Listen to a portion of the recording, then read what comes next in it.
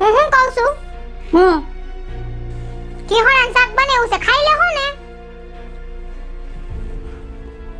લે બોલ, આને તો કઈ મારી વાતમાં રસ જ નથી. મારી વાતમાં નથી તો મને ખબર જ છે, પણ ખાવા જેવી બાબતમાં તો જવાબ દે તો મને ખબર પડે. હું બકબક કરે તું જા ભાઈ, લપ ન કર, રાંધી નાખ તાર રીતે. એ તો તમને મારા હાથનું ન ભાવતું હોય ને તો મને કહી દેવાય, તો મારે ખોટી એટલી મહેનત ન કરવી પડે. રોજ રાંધીને મારે ફેંકી દેવાનું ને મહેનતે કરાવો છો. એ ન ગમતી હોય ને તો મને કહી દેવાય, એટલે વઈ જાવ બારી બાના કરે. રોજ ઉઠીને તમારા ડાચા ચડેલા જોવા નહીં મારે.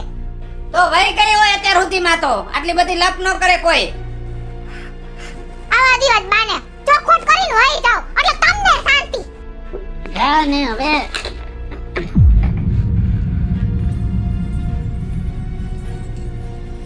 કેમ બારો બેઠો છો? ખાવાનું નથી હોતી? ખાવાનું તો થઈ ગયું. હેનું શાક બનાવ્યું છે? હવે ઈ મને નથી ખબર, કઈક બડબડ કરતી હતી. એટલે ઈ બળબળ કરતી હતી, તને કઈ ખબર નથી. બળબળ ન કરતી હોય, કઈક વાત કરતી હોય, પણ તું એની વાતમાં ધ્યાન દેતો નથી. ઈ તારી વાતમાં ધ્યાન દેતી નથી. એકાબીજાની વાત સમજશો નહીં ને ત્યાં સુધી તમારો શેડો ભેગો નહીં થાય. એટલે હું શું કહું છું, કઈક હો વાયરે હરખી રીતે વાત કરતો જા બટા, આમ નહીં હાલે. એ ભલે અમારા છેડા બરી જાય, તમે જઈને ખાઈ લ્યો, બરોબર? એમ નો હાલે, તમે ખાઈ લ્યો. થાવ ઉભો આમ. હાલ વાવ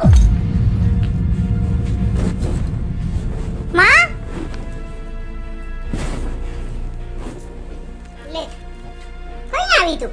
હમણાં આવી? હા, થેલો બેલો લઈને આવી એટલે પાછું કઈક રિહાઈ બિહાઈ આવી હશે.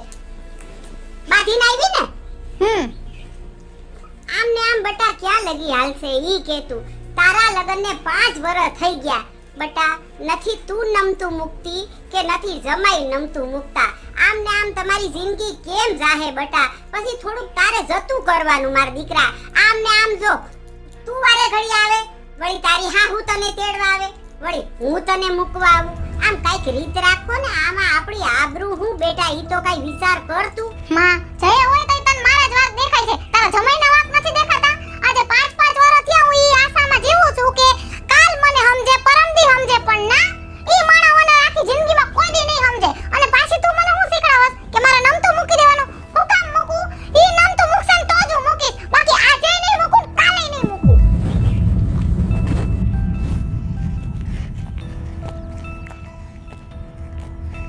લે રાજ્યા, અહીંયા કેમ બેઠો છો?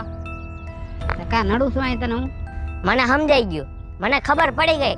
તારી બાયડી વહી ગઈ છે રિહામણે. તું ક્યાંક ગામમાં બે કે ચોરે બે ને તો તને બધાય પૂછે ને તું ભોઠો પડ. એક આ જ જગ્યા એવી છે કે અહીંયા તને કોઈ પૂછવાય ન આવે ને તને કોઈ નડવાય ન આવે, એટલે વહી ગઈ રિહામણે એમ ને? તમે રાજી થયા ને બધાય? મને એટલી ખબર પડે છે કે તારાથી કોઈ દી બાયડી નહીં હજવાય ભલામણા. આ જો મને પૂછ, મને 2 વર્ષથી લગ્ન થયા છે. એની માના ઘરે જવું હોય ને તોય એમ કહી દે કે નથી જવું. બસ તમે ના પાડો છો ને એટલે. હાચવતા આવડવું જોઈએ બાયડીને, પણ તું કોઈ દી નહીં હાચવી રાજ્યા. હા, તને હાચવતા આવડશે ને તું હાચવી રાખ, બરોબર? મારે ભલે વહી જાય. રિહામણે હું કામ દે? તને કહી દઉં એક કારણ. તારો આ સ્વભાવ રહ્યો ને એની હિસાબે તું મને નથી મૂકતો તો તું તારી બાયડીને કેવી રીતે મૂકતો હોઈશ? મને ઈ નથી સમજાતું રાજ્યા.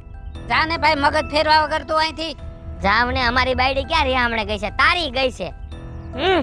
બાયડી મારી રિહામણે વહી ગઈ, એમાં તો ગામના ઉપાધિ છે. લે રેવા, જય શ્રી કૃષ્ણ. જય શ્રી કૃષ્ણ. શું કરેસ કાજલ?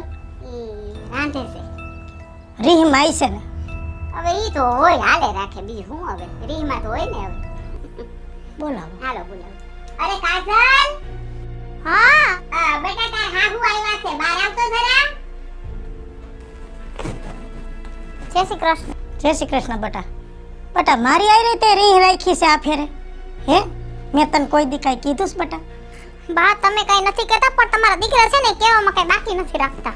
બટા હું તારો વાંક નથી કાઢતી, પણ તને સમજાવું છું કે એ કાંઈ રીતે તાલી નથી વાગતી. થોડીક તું ટાઢી પડ, થોડોક ઈ ટાઢો પડે તો તમારું હાલે બટા, આમ ન હાલે. વેવાય તમે એને સમજાવો. જો બેટા બે આઈ બે. જો બેટા ઘઈટાની વાત માનવી જોઈએ. તારા હાહુ બિચારા તેડવા આવ્યા છે તો એને ના નો કહેવાય. આપણે તું છે ને જતું કર દે બેટા. ગમે ઈ બોલે ને જો આ કાને સાંભળવાનું, આ કાને કાઢી નાખવાનું. જમાઈ બોલે એટલે બરાબર છે. સમજ માર દીકરા, કાઈ તું તો ડાઈ છે. પછી વારે ઘડી આવું નો હારું લાગે દીકરા. વેવાણ એને પૂછો, એની સામે મારા દીકરાને હોતું ખીજાવશું. હું આનું ઉપરાણું લઉં છું. મને બેય હરખા જ છે. મારે એકેય વાલા દોયલા નથી. પણ થોડુંક એને સમજવું જોઈએ. મને ખબર છે વેવાણ કે તમે તો હારા જ છો, પણ હવે આ સમજી જશે. મારી દીકરી બહુ ડાઈ છે ઈ તો. બા, તને એમ લાગે છે હું નથી સમજતી, હું સમજુ છું. પણ બા, તમારા દીકરા મને કદી સમજવાની કોશિશ ન કરે. મારા મોઢે કોઈ હારી રીતના વાત ન કરે. જાય હોય તે વળકા ભરે, મોઢા ચડાવે. આ મારી જિંદગી કેમ કાઢવી બા? હટા, ઈ વળકા ભરશે તો તું હામી 2 વાર વળકા ભરસ. તું વળકું ભરવાનું બંધ કર દે. આ ફૂડો એકલો કેની હારે બોલશે, હું એમ કહું છું. બા, આખી દુનિયામાં બધી બાયુને એના ઘરવાળા હોય, પણ હાવ આવી રીતના ન હોય. એ થોડીક નમતી દેતા હોય, બાયડીને હારી રીતે રાખતા હોય. પણ ના, તમારા દીકરાને કોઈ દી મને સમજવું જ નહીં. નખરું બાઈ જ રાખવાનું. હશે બેટા, જા અંદર જઈને ચા મૂક. જા તાર હાહુ માટે ઊભી થા મારી. જા.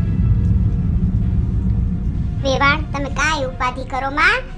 રોટલા ખાઈને બપોર પછી તમે નીકળો. 2 જણા ઈ આવશે તમાર ભેગી. હો, ઉપાધિ કરો માં, કાંઈ જીવ બાળો માં તમે. હો, બધું હારા વાના થઈ જાય.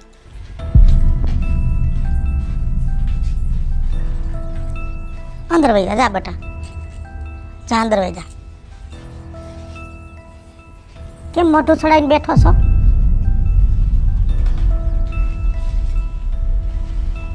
બોલ તો ખરો કાંઈક. હું બોલે હવે? તેડી આવે ને તમે. મારે જોતી નથી ને તમારે અહીં રાખવી છે, પણ નહીં થાય તમારું ભેગું. આમાં વેલા મોડું એકનું મોત થાહે, અને મારું જ મોત થવાનું છે. 100% છે.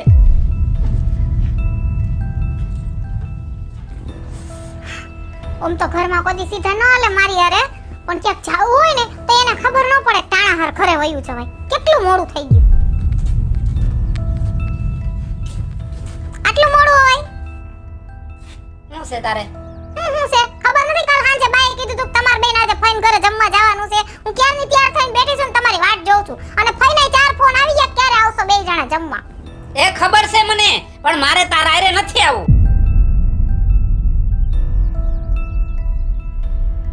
કેમ નથી આવું?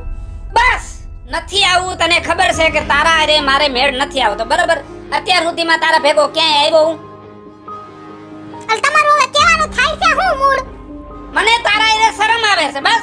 એટલે હવે તમને શરમ આવે છે ને? હે, 500 માણસ લઈને પડ્યો આવ્યા તો શરમ ન આવી? 4 ફેરા ફર્યા તો તમને શરમ ન આવી મારી હારે? ખબર નહોતી મને તારી. ખબર તો મને નથી તમારી. તો હવે તો ખબર પડી ગઈ ને. હું કામ નકટા થઈને ઘરે પાછા ધોઈડ આવો છો. કેટલી વાર તું ગઈ અને મારી માતેડો આવે એટલે ધોઈડી આવસ. તે વહી જાને, ક્યાં ના પાડું છું તને. સાંભળો એમ નહીં જાઓ. હવે નહીં જાઓ હો.